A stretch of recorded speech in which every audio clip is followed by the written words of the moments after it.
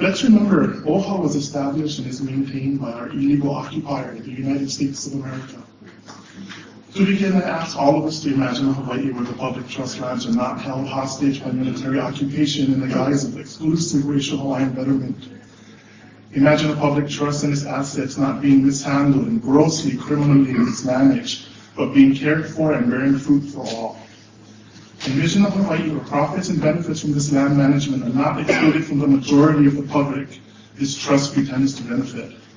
Make this a Hawaii, the land where pono supposedly originates from, a pono Hawaii, not one of institutionalized racism. Consider reparation and justice not based on blood quantum, but based on international law and kingdom citizen heirship. First of all, the numbers you have skewed to show support for Kanaiolowalu is a farce. Over 125,000 or so is your claim, yet in my family alone, more than 10 names were stolen. These people are dead or underage, and in no way gave their name to OHA to be used for Kanaiolowalu or any, quote, nation-building initiative. This is the greatest hava, stealing the names of our dead and underage. You may have passed a law, but that law has no jurisdiction other than that which is imagined by the United States exclusively. Second, institutionalized racism is not helping us. It is maintaining an atmosphere and culture of racism both within our Hawaiian ethnicity and between the Hawaiian ethnicity and others.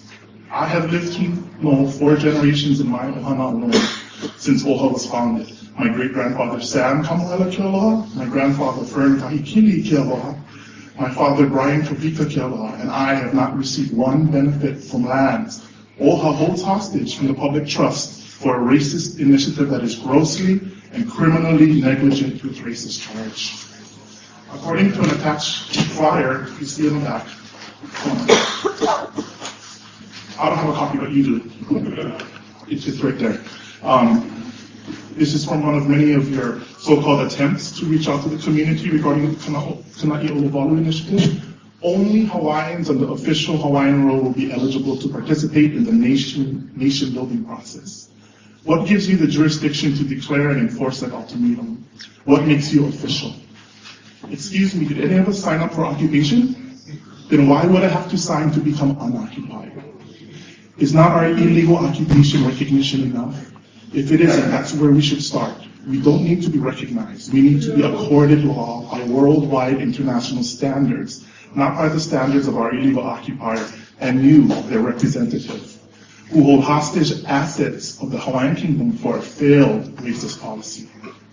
Why would we build a governing entity when one already exists? And the one that already exists, the Hawaiian Kingdom, its executive seat of power has been occupied militarily by the US for more than a century. Courts of international law, the UH Law School even, agree that the Hawaiian Kingdom still legally exists today. The burden is on the US to declare its view of the existing Hawaiian Kingdom. That's where we should be clearly focusing our resources. The burden of nation building is not on us, the occupied, because sovereignty was never relinquished. The nation still exists, albeit with its executive seat of power surrendered conditionally, but not relinquished.